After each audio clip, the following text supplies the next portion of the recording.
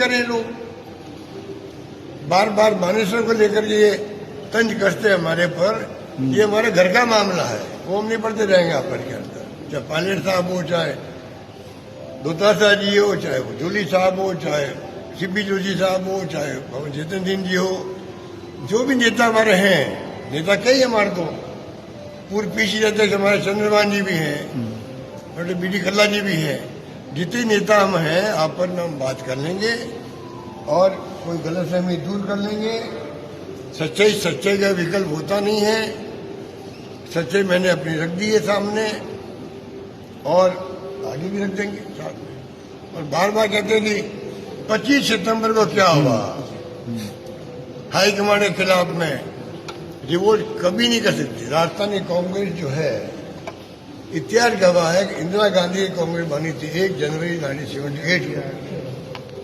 तब भी जो है इंदिरा जी सबसे पहले 1 जनवरी 78 को बनी और 15 दिन बाद में सबसे पहले जयपुर आई थी।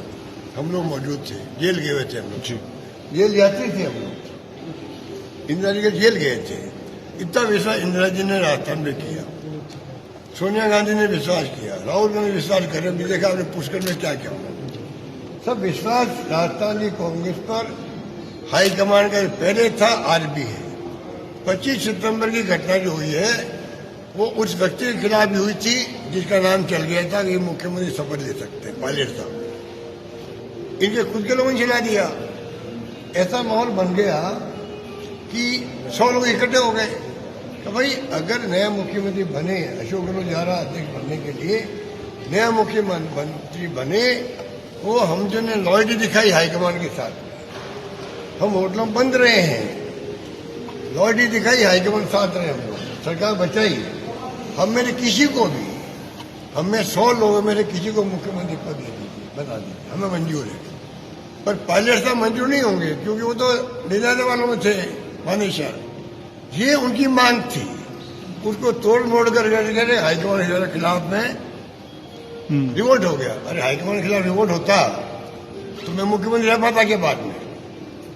अगर रिवोल्ट हम करते तो हाईकमांड मुझे क्यों लगती मुख्यमंत्री? ये तो आरोप लगाने वाले समझना चाहिए। और लास्ट बात यह है, हिंदुस्तान के इतिहास के अंदर जब कभी भी हाईकमांड ने तय किया मुख्यमंत्री बदलना चाहिए, बदलने का फैसला कर लेते हैं।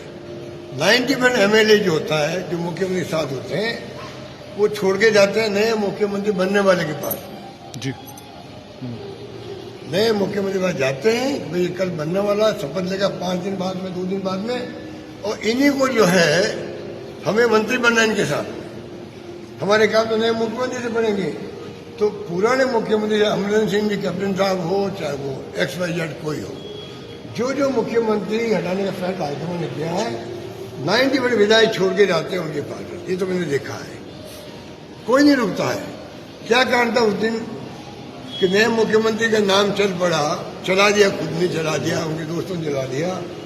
उसके बाद में उनके पास नहीं गए, उनके पास नहीं गए। क्यों नहीं गए भाई? वो तो शपथ लेने वाले थे, मान लो, जाते उनके बाद में।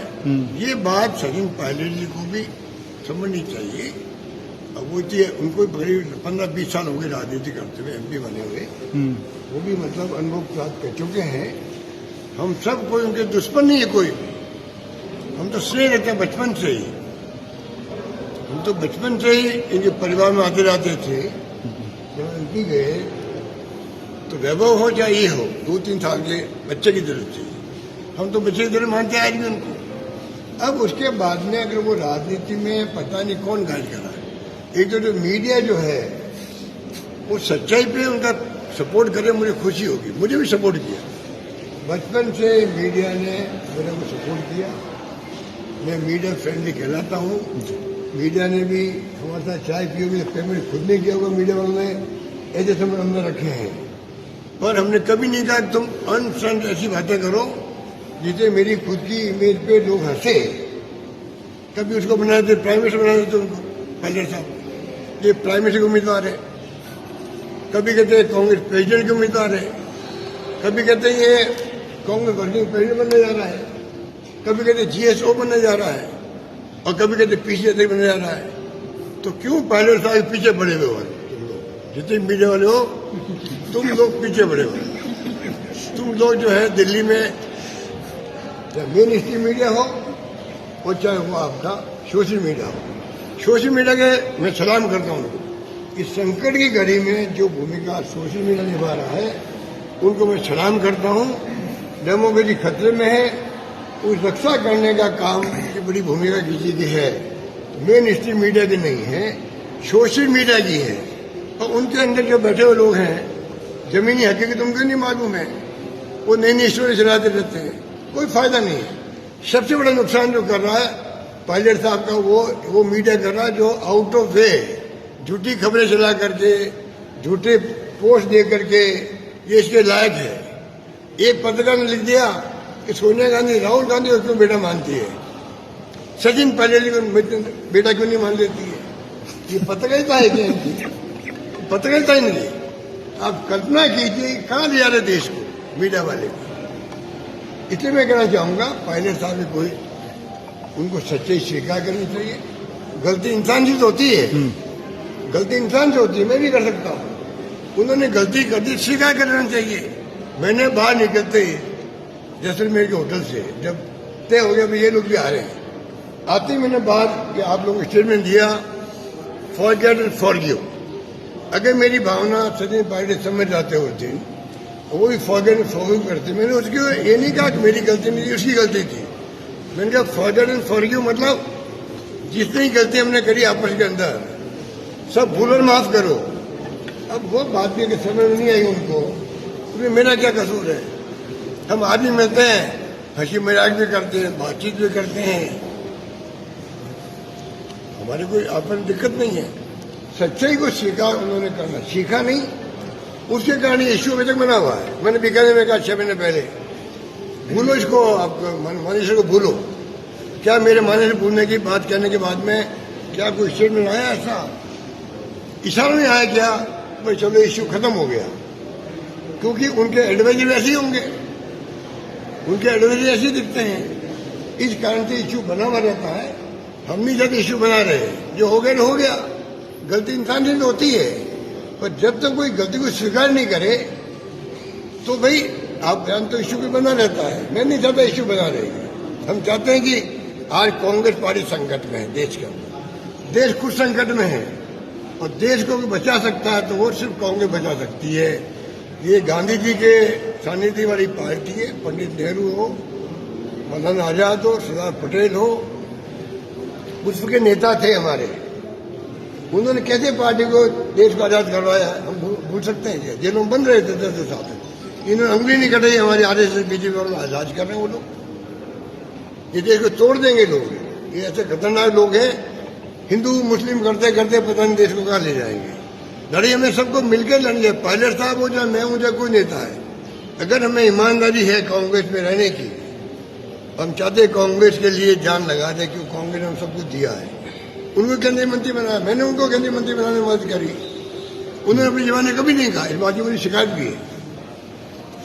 उनको मालूम है कि मैंने उनकी मदद करी। उनका फोन आया तो मैंने कहा मैंने आपके लिए बात कर ली है, आप मंत्री बन जाओ। उन्होंने ये बात जमाना नहीं कही, दुख तो होता हम लोगों को भी। भाई अगर वो अपने दोस्तों भी कहते हैं आप भाई अशोक गहलोत ने मेरी मदद भी करी थी, तो मेरा दिल भर जाता। क्यों नहीं कही उन्होंने, क्यों नहीं ये बात कही? जब मुझसे वो फोन कर रहे हैं, रिक्वेस्ट कर रहे हैं मेरे मंत्री बनाने में मदद करो, तो मैं मदद करके आ गया। तो क्या उनका धर्म नहीं था क्या कहने का?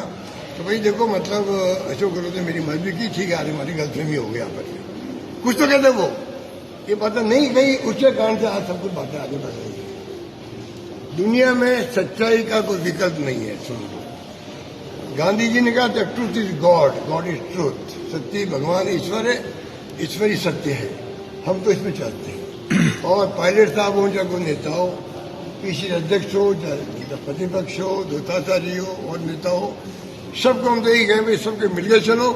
राजधानी कांग्रेस का मान सम्मान हाईकमांड राहुल जी के दिमाग में ऐसा है कि वे विश्वास नहीं कर सकता। बार बार वो कह भी चुके हैं। अभी पीसीसी प्रेसिडेंट की और जूली साहब की तारीफ करके गए कि जुगल जोड़ी बनी रहे आपकी, अच्छा काम आप कर रहे हो। इससे बड़ा कॉम्प्लीमेंट क्या होगा? अगर वो कह दे, इससे बड़ा कॉम्प्लीमेंट क्या होगा?